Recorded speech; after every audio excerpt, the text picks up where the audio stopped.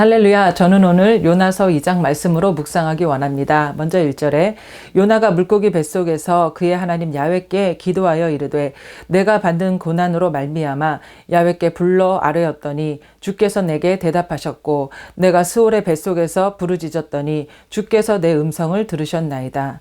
먼저 물고기 뱃속의 의미를 살펴보고자 합니다.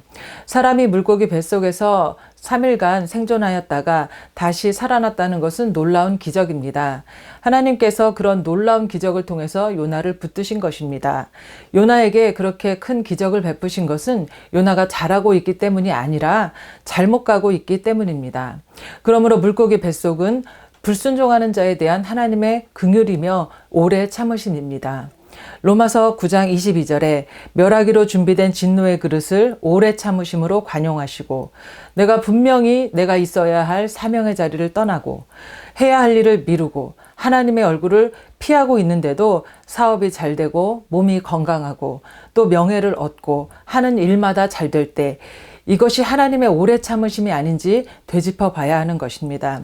그리고 그런 은혜를 주실 때에 우리는 다시 주님께 회복해야 하는 것입니다. 히스기야의 아들 므낫세는 선지자 이사야를 톱으로 켜서 죽였다고 하는 만큼 악한 왕이었습니다. 그러나 그는 그의 통치 기간이 55년간 집권하면서 이스라엘 역사상 가장 오래 왕위를 누렸습니다. 아합 왕은 그 안에 이세벨과 더불어 우상을 숭배하며 또 선지자 엘리야의 대적이었습니다.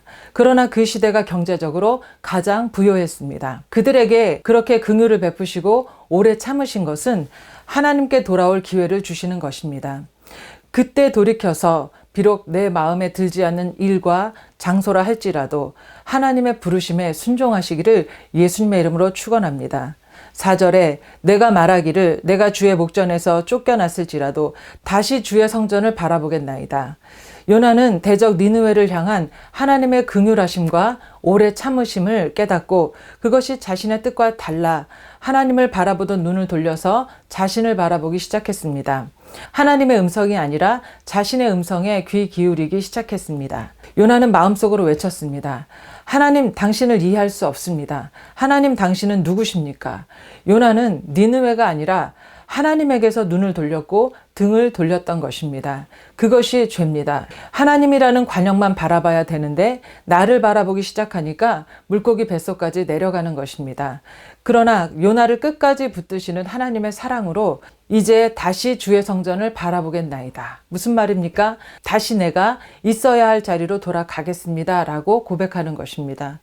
요나가 죄의 길을 버리고 하나님 앞으로 돌아온 것입니다. 하나님과의 관계가 회복되었고 하나님과의 교제가 회복된 것입니다. 7절에 내 영혼이 내 속에서 피곤할 때에 내가 야훼를 생각하였더니 내 기도가 주께 이르렀사오며 주의 성전에 미쳤나이다. 내가 야훼를 생각하였더니 하나님을 다시 바라보기 시작한 요나는 이제 하나님을 깊이 생각하게 되었습니다. 하나님의 마음을 헤아리게 된 것입니다.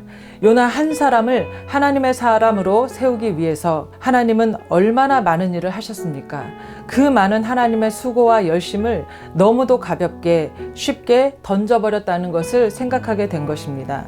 요한계시록의 7교회 중에 4대 교회는 살았다 하는 이름은 가졌으나 하나님 보시기에 죽은 교회였습니다.